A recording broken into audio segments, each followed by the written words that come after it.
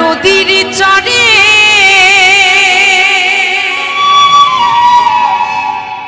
সর্পের মাথায় ব্যাঙের নিত ময়ূর কেন নাচে রে কি তামাশা দেখা আইলাম রে। মায়েরা যারা এতক্ষণ নাচ করছিলেন, আসল বাউল গান কাকে বলে এই গানটা একটু মন দিয়ে শুনুন। বলছে মরা নদীর চরে সর্পের মাথায় ব্যাঙের নৃত্য ময়ূর কেন নাচে। আমার মায়েরা বলুন তো মরা নদী কোথায় থাকে? কোথায় থাকে মা? উত্তর দিতে হবে। জানেন কি? জানলে বলবে, না জানলেও বলবে জানি না। জানেন কি কেউ? মায়ের পাশে কেউ জানেন? আমাদের দেহের মাঝে আমার নারীদের বলছে যা আছে বিশ্ব ব্রহ্মাণ্ডে তাই থাকে মানব দেহ ভাণ্ডে। একটু ভেবে দেখুন, আমাদের এই দেহতে 3 দিন জোয়ার আসে, এই দেহে যে নদী আছে, আর 27 দিন কিন্তু ভাটা থাকে। সেই নদীতে যখন জোয়ার আসে মন ময়ূর কিন্তু পেখম তুলে তখন আনন্দেতে নাচে, আর সেই আনন্দে সাপ উঠে মনের আনন্দে খেলা করে সেই নদীতে চলে যায়। তাই দেখে ব্যাঙ ধিন ধিন করে নাচে। তাই তো কি বাবা? তাই বলছে মরা নদীর চরে সর্পের মাথায় ব্যাঙের নৃত্য ময়ূর কেন নাচে রে কি তামাশা দেখা আইলাম রে আমি কি তামাশা দেখা আইলাম রে।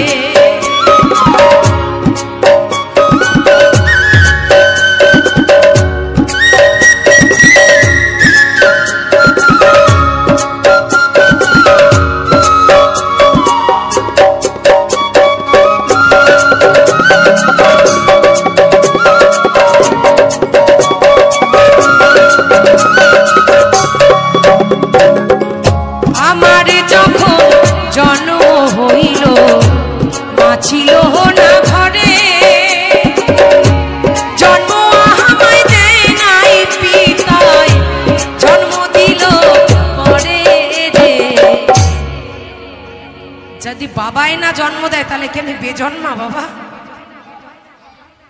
এত কথা বললে কিন্তু গানটা বোঝাতে পারবো না, চুপচাপ শুনতে হবে। বলছে আমার যখন জন্ম হলো আমার মা ছিল না ঘরে, আর জন্ম আমায় দেয় নাই বাবাই জন্ম দিল পরে।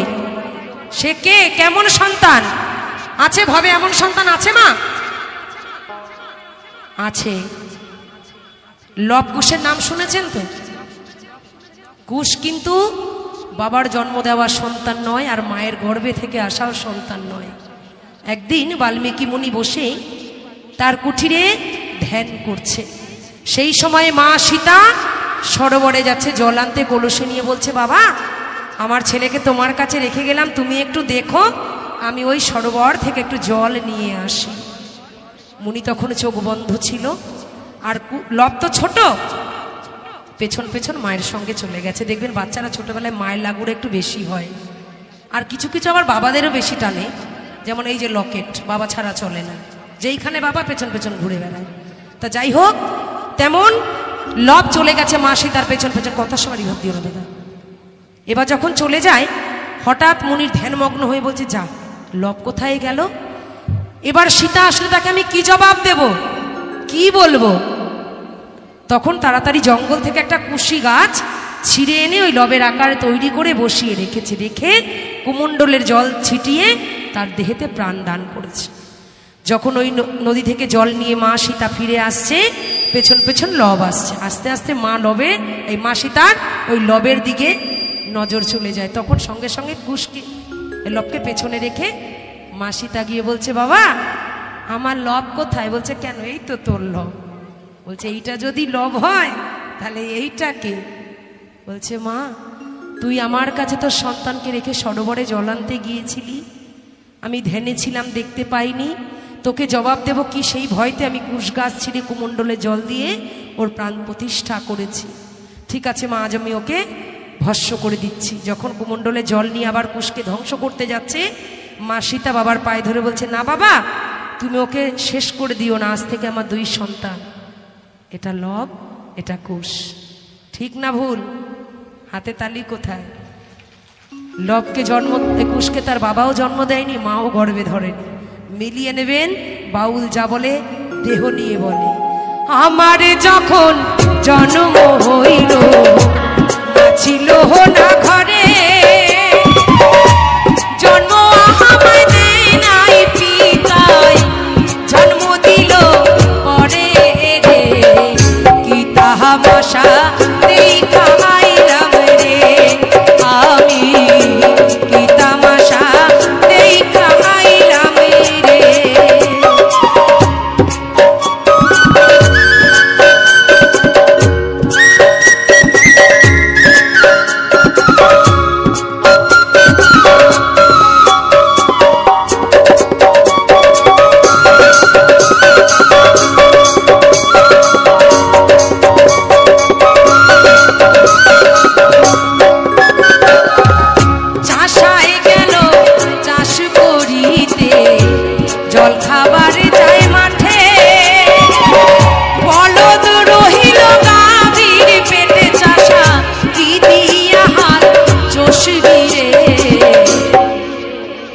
বলছে চাষাই গেল চাষ করিতে, জল খাবার যায় মাঠে, আর বলদ রইল এই গাভীর পেটে, হাল চাষবে কি দিয়ে রে। সকল মায়েরা একটু ভেবে দেখুন, যখন আমাদের গর্ভে সন্তান আসে, পঞ্চম মাস যখন মায়েরা গর্ভবতী হয়, তাদের বক্ষসুদায় খাবার চলে আসে তো মা।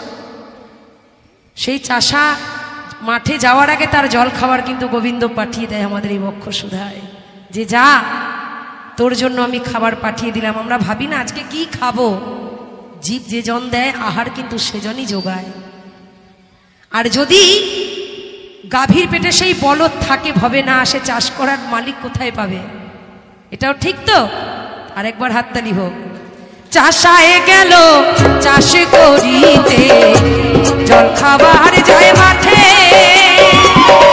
বলদ রইল গাভীর পেটে, চাষা কি দিয়া হাল চষবি রে, কি তাহা মাসা এই খাইলাম রে, আমি কি তামাশা এই খাইলাম রে।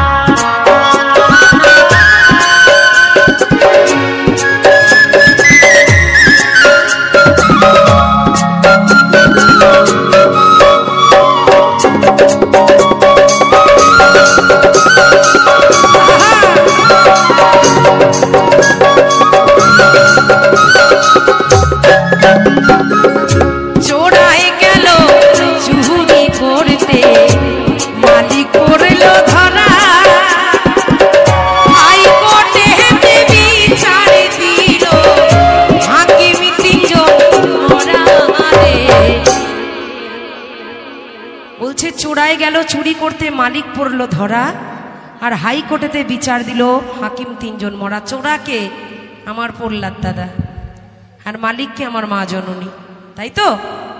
প্রহ্লাদ দা চুরি করতে গেল আমার মায়ের কাছে, উনি নয়, প্রত্যেকটা বাবাদের কথা বলি। চুরি করতে যায়, ধরা পড়ে যাই আমরা। 5 মাস 6 মাস হওয়ার পর টুং টুং করেই পেট নিয়ে ঘুরে বেড়াতে হয়। কেউ আঁচল দিয়ে ঢাকে, কেউ ওড়না দিয়ে ঢাকে। শাক দিয়ে কি মাছ ঢাকা চায়? সোনার চাঁদ পেটে এলে জানে রে সবাই। কিন্তু বলছে চোরাই যখন চুরি করতে যায়, সেই মালিক আমার ঘরের মা পড়ে যায় ধরা। আর হাইকোর্টের যখন বিচার দেয়, হাকিম 3 জন মরা থাকে। হাকিম কে? কারা? জ্ঞান, বিবেক আর বুদ্ধি, এই 3 জন তখন অক্কা হয়ে পড়ে থাকে। সেই 3 জন যদি চেতন থাকতো, প্রহ্লাদকে বারণ করতো, প্রহ্লাদ তুই চুরি করিস না। তাহলে যদি সেই 3 জন মরা থাকে, প্রহ্লাদকে আটকাবে কে? ঠিক না ভুল? চোরাই গেল চুরি করতে, মালিক পড়ল ধরা,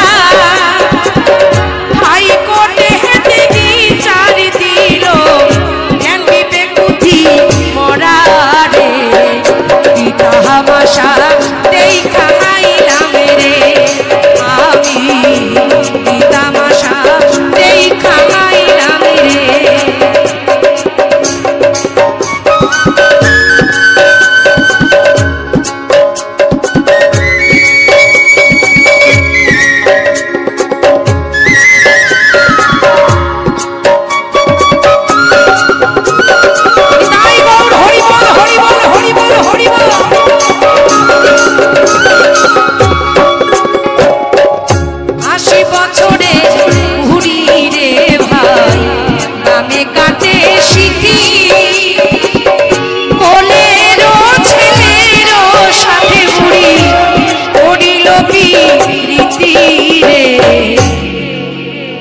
আর একটা সত্য কথা বলবো, এটা কিন্তু একটু ডিপের কথা, যদি আপনারা হাত তুলে অনুমতি দেন তাহলে বলবো। বলবো বাবা? হাত তুলতে সবাইকে হবে, তবে তো বলবো। মায়েরা শুনবেন না? তাহলে হাত তোলেন না কেন? স্কুলে প্রেজেন্ট বলতে হবে, স্যার উপস্থিত। আপনি শুনবেন না? একটু হাত তোলেন না মা, এইটুকুই তো পাওয়ার আশায় আপনাদের কাছে আসি। একদম, আমিও তো তোমার মতন একজন নারী, কন্টিনিউ 2 ঘন্টা দাঁড়িয়ে এখানে গান করছি, চুল ছেড়ে পাগড়ি করে, এত হাজা গাজা পরে। আমার কষ্ট হয় না? শুধু টাকার জন্য আসি না কিন্তু মঞ্চে, টাকা রোজগার সবাই করে, সবাই জানো। যে রাস্তা ঝাড় দেয় সেও করে, যে পায়খানা পরিষ্কার করে সেও করে, যে লোকের বাড়ি বাসন মাজে সেও করে। আমরা কিন্তু আসি ভক্তের মন জয় করতে, ভক্ত চরণ ধুলি পেতে। আমার কিন্তু কোনো দরকার নাই তোমাদেরকে বারবার নিতাই গৌর হরি বল বলো, হাত তোলো। আমি না বললে আমার প্রহ্লাদ আমাকে গানের শেষে টাকা দেবে।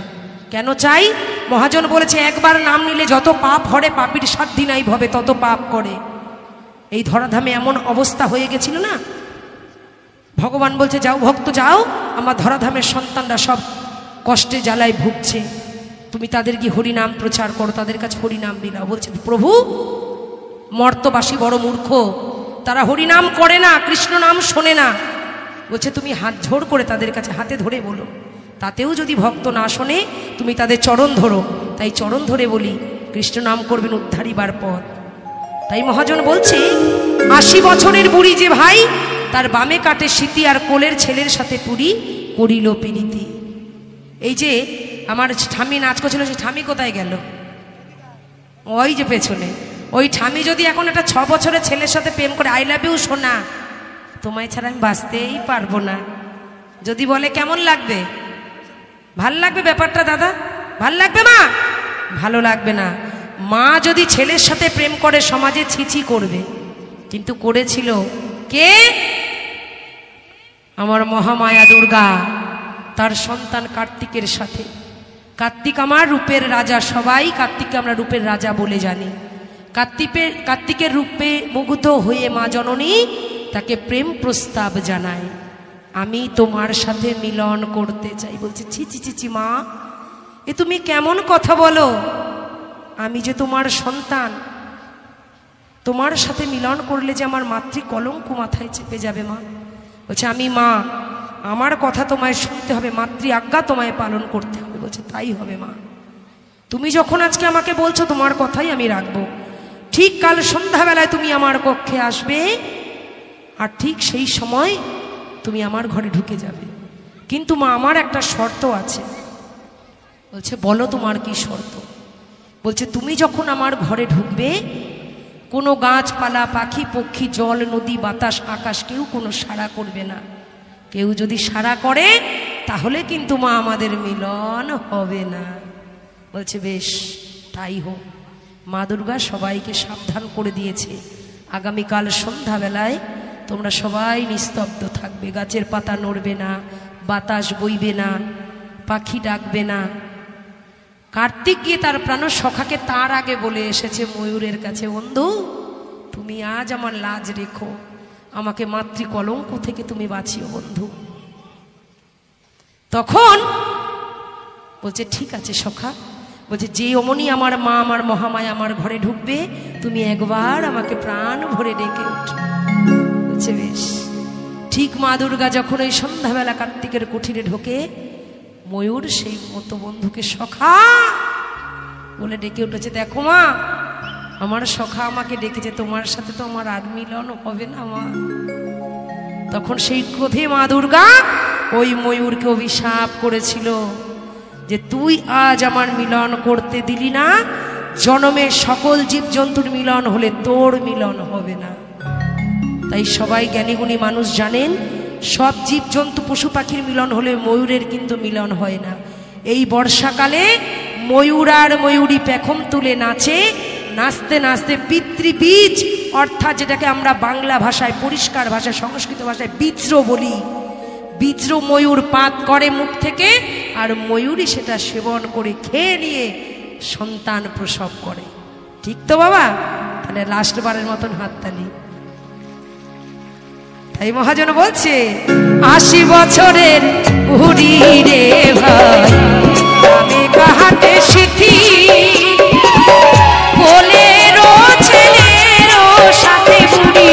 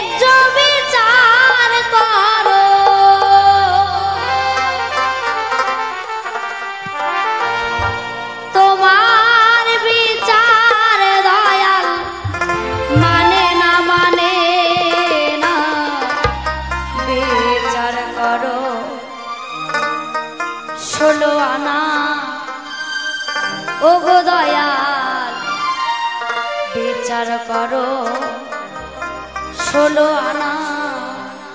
কৃষ্ণ দয়াময়, আমি তোমার কাছে জানতে চাই, তুমি তো ভগবান, তুমি যা বিচার করবে তা সকলের জন্য সমান মতো বিচার করবে।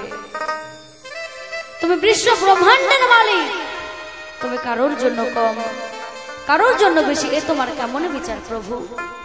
আমি তোমার কাছে জানতে চাই, তুমি যা বিচার করবে তা সকলের জন্য সমান দাঁড়িপাল্লায় মেপে বিচার করবে, কারোর জন্য কমও না, কারোর জন্য বেশিও না।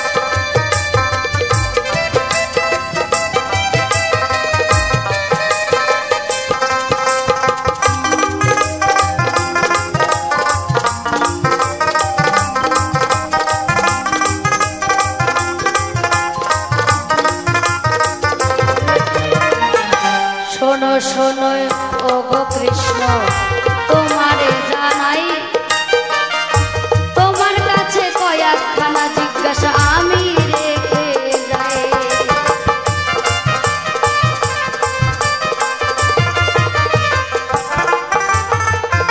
শোনো শোনো ওগো কৃষ্ণ গো,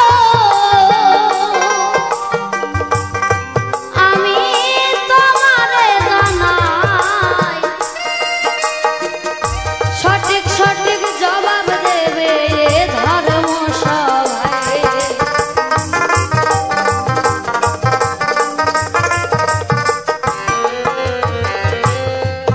ও বাবা, তুমি তো ভগবান, তুমি ভগবান হয়ে কেন কারাগারে জন্মগ্রহণ করলে?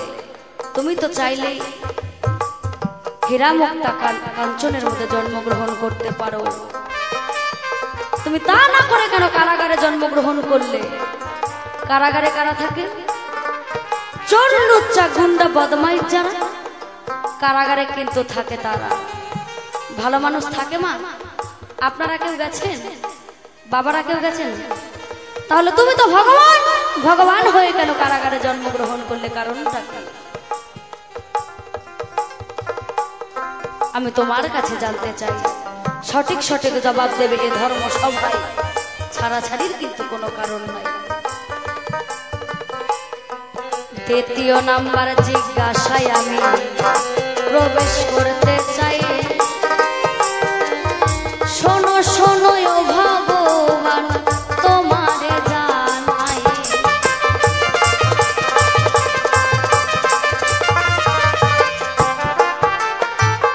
২য় নাম্বার জিজ্ঞাসাটা কোন জায়গায়?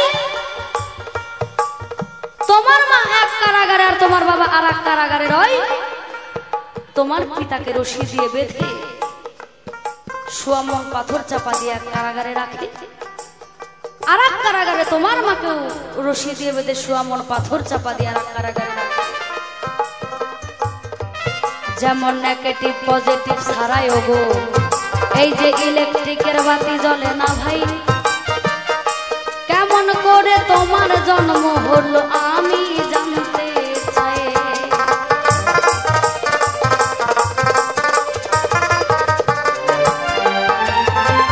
এই যে ইলেকট্রিকের যে বাতিটা জ্বলেছে তার মধ্যেও কিন্তু নেগেটিভ পজিটিভের প্রয়োজন হয়েছে, তাছাড়া কিন্তু এই বাতিটি জ্বলেনি। তাহলে তোমার বাবা এক কারাগারে আর তোমার মা আর এক কারাগারে রয়। একটি সন্তান সৃষ্টি হলেও গো রজে বীজের প্রয়োজন গো হয়। রজে বীজ মিলিত হয়ে একটি সন্তান সৃষ্টি গো হয়।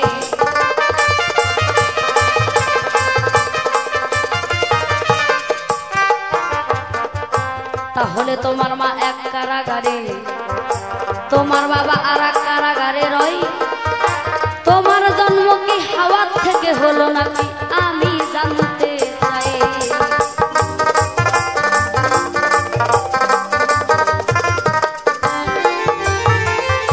শোনো শোনো গো কৃষ্ণ গো, আমি তোমারে জানাই।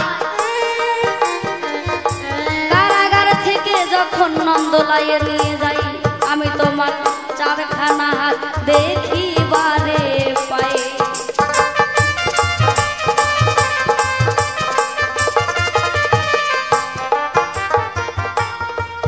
আমি তোমার চারখানা হাত দেখতে পাই। যখন নন্দলায় প্রবেশ করো তখন তোমার দুখানা আমি হাত দেখতে পাই। আর দুখানা হাত কোথায় গেল গোসাই? প্রথমবারে বেশি বলা দরকার বটে নাই, কোন কথা এসে বলে দেখি আমার কৃষ্ণ ও গোসাই।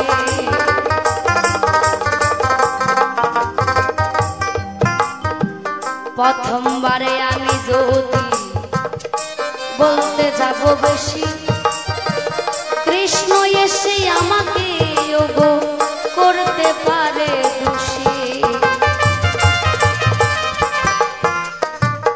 এইখানেতে করে খান্ত অমৃত লহরী, চাঁদ বদনে ভক্ত গণে একবার